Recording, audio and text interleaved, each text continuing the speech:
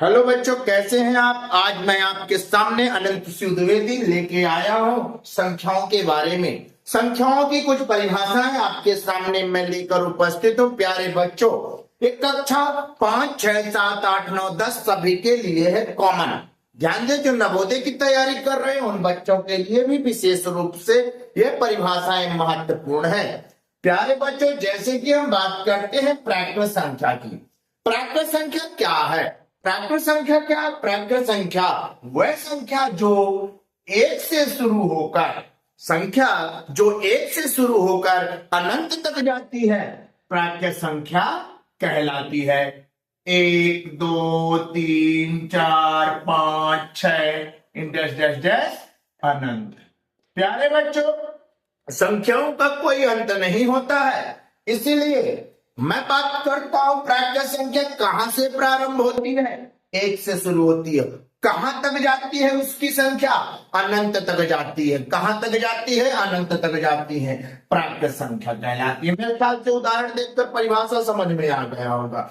दूसरी परिभाषा आती है पूर्ण संख्या की। पूर्ण संख्या क्या है? पूर्ण संख्या वह संख्या जो शून्य से प्रारंभ होकर, कहां से प्रारंभ होती है? शून्य से प्रारंभ होकर कहां तक जाती है? अनंत तक जाती है। शून्य, 1, 2, 3, 4, 5, 6, 7 डैश डैश अनंत। प्यारे बच्चों, समझ में आ गया होगा। इसका मतलब कि आगे और भी संख्याएं हैं, 8, 9, 10, 11, 12, 13 इस तरह की। कहां तक? अनंत तक संख्याएं जाती हैं। संख्याओं का कोई अंत नहीं होता है। तो समझ में आ गया होगा पूर्ण संख्या की परिभाषा।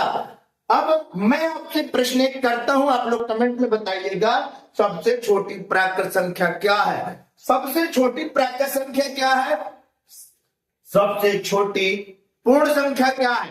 सबसे छोटी पूर्ण संख्या क्या है? आप लोग कमेंट करके बताइए। आइए मैं बात करता हूं सम संख्या के विषय पे। तो प्यारे बच्चों, सम संख्या क्या है? सम संख्या वह संख्या जो 2 से विभाजित हो जाए, वह संख्या जो 2 से पूर्ण रूप से विभाजित हो जाए।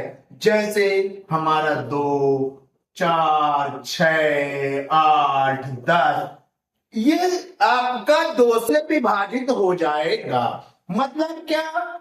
2 से भाग देने पर पूरी तरह भाग चला जाएगा, शेषफल 0 बचेगा।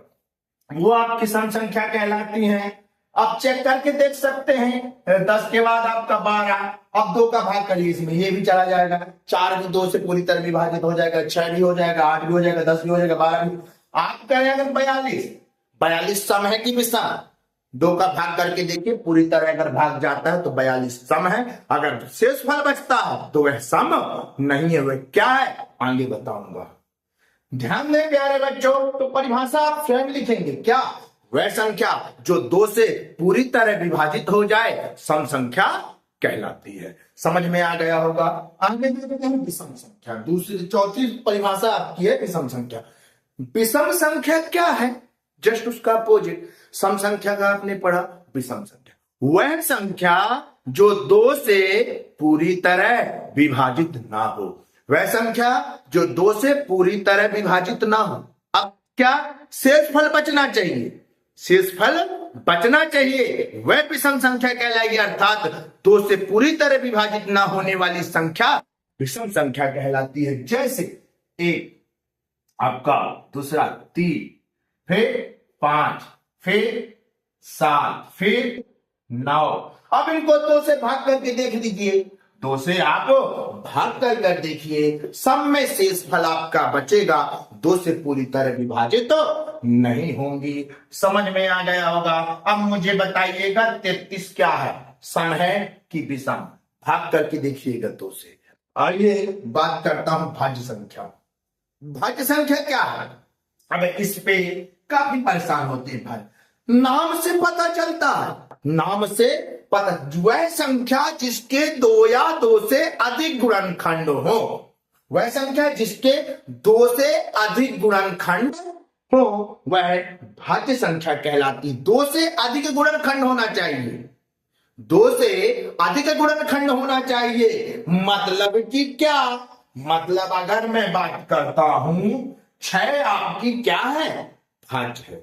6 आपकी क्या है, भाज्य है, जो कि इसका एक गुणनखंड होगा, 2 से भी विभाजित हो जाएगी, मतलब 2 भी इसका गुणनखंड है, 3 भी इसका गुणनखंड है, और 6 का कौन सा गुणनखंड होगा, अंतिम बताइए ना, 6, मतलब 4 गुणनखंड। 6 के कितने गुणनखंड, 4 गुणनखंड, मतलब 6 हमारा क्या हो गया, भाज्य। मतलब इसकी परिभाषा हम क्या कह सकते हैं, जिसके 2 से अधिक गुणनखंड हो, वह संख्या जिसके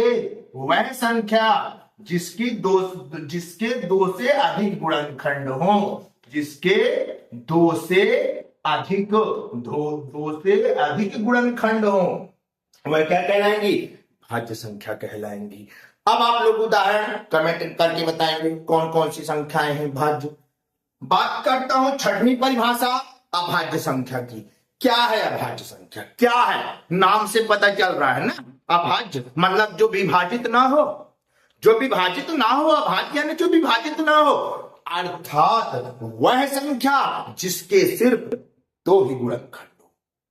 क्या एक से विभाजित हो जाए और स्वयं से विभाजित होती है। जो अभाज्य संख्या होती है वह एक से विभाजित होती है और स्वयं से विभाजित होती है।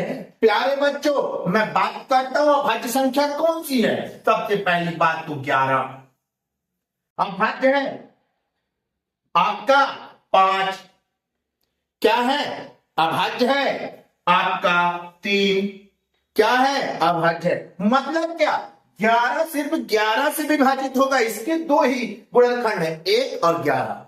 5 1 और 5, 3 का 1 और 3, इसके बाद वो किसी भी संख्या से विभाजित नहीं होने वाली है। आइए मैं 7वीं परिभाषा बताता हूं, परिमेय संख्या। परिमेय संख्या क्या है, वह संख्या जिसे हम P/Q के रूप में लिख सकें, वह संख्या जिसे हम P/Q क्या, P/Q मतलब अंश बटे हर। P/Q मतलब क्या, अंश बटे हर। मतलब हम जिसको अंश बटे हर के रूप में लिख सकते हैं, वह संख्या परिमेय संख्या कहलाती है। समझ में आ गया होगा आशा करता हूं। अभी मैं फिर मिलूंगा नेक्स्ट वीडियो में इसी तरह प्रश्नों को लेकर, और तब तक के लिए जय हिंद, जय भारत।